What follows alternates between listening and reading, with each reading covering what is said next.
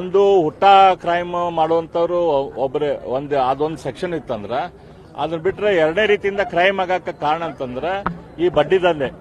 ಇದೇನ್ ಬಡ್ಡಿ ದಂಧೆ ಮಾಡ್ತಾರ, ಫೈನಾನ್ಸ್ ಕಂಪ್ನಿಗಳು ರಿಜಿಸ್ಟರ್ ಆಗಬೇಕಾಕೈತಿ. ಆ ರಿಜಿಸ್ಟರ್ ಇದ್ದ ಫೈನಾನ್ಸ್ ಕಂಪ್ನಿಗಳಿಗೆ ಇಷ್ಟ ರೇಟ್ದಲ್ಲಿ ಇಂಟ್ರೆಸ್ಟ್ ತಗೋರಿ ಅಂತ ಹೇಳಿ ಸರ್ಕಾರದ ನೀತಿ ನಿಯಮ ಐತಿ.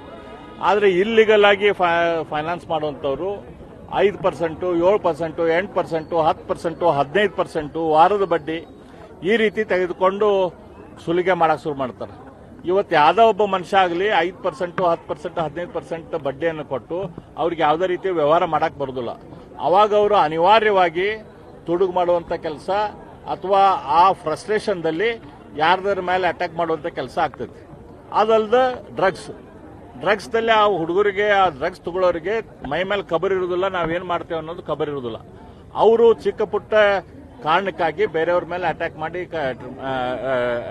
ಮಾಡಿ ಕ್ರಿಮಿನಲ್ ಆಕ್ಟಿವಿಟೀಸ್ ಅದು ಮಾಡ್ತಾರೆ. ಹಾಗಾಗಿ ಈ ಎರಡೂ ಆಕ್ಟಿವಿಟಿಗಳನ್ನ ಹತ್ತಕ್ಬೇಕಂತಂದ್ರೆ ನಮ್ಮ ಪೊಲೀಸ್ ಇಲಾಖೆ ಬಹಳ ಸಮರ್ಪಕವಾಗಿ ಕೆಲಸ ಮಾಡಬೇಕಾಗ್ತದೆ. ಇವತ್ತು ಪೊಲೀಸ್ ಇಲಾಖೆಯಲ್ಲಿ ತೆಗೆದುಕೊಂಡು ಬಂದಿರುವಂತಹ ಅಧಿಕಾರಿಗಳಿಗೆ ದುಡ್ಡು ತಗೊಂಡು ಟ್ರಾನ್ಸ್ಫರ್ ಮಾಡಿದ್ರೆ ಅವ್ರು ಯಾರ ಕಡೆಯಿಂದ ಲೂಟಿ ಹೊಡಿಬೇಕು? ಪೊಲೀಸರಿಂದ ಕಳ್ಳ ಕಾಕರ ಕಡೆಯಿಂದ ಕಾನೂನಿನ ವಿರುದ್ಧವಾಗಿ ಕೆಲಸ ಮಾಡೋರನ್ನ, ಇಸ್ಪೀಟ್ ಆಡಿಸೋರಿಗೆ, ಬಡ್ಡಿ ಕೊಡೋರ ಕಡೆ, ಸುಳ್ಳ್ಯಾರ ದಂಧೆ ಮಾಡೋರಿಗೆ, ಇಂಥವ್ರ ಕಡೆಯಿಂದನೇ ಪೊಲೀಸರು ದಂಧೆ ಮಾಡ್ತಾರೆ. ಪೊಲೀಸರು ದುಡ್ಡು ವಸೂಲು ಅಂತ ಮಾಡೋ ಕೆಲಸ ಮಾಡ್ತಾರೆ, ರಿಯಲ್ ಎಸ್ಟೇಟ್ ದಂಧೆ. ಹಂಗಾಗಿ ಸಂಪೂರ್ಣವಾಗಿ ಜನ ವಿರೋಧಿ ಕೆಲಸ ಪೊಲೀಸ್ ಸ್ಟೇಷನ್ನಲ್ಲಿ ಆಗಾಗ ಶುರು ಆಗ್ತಾವೆ.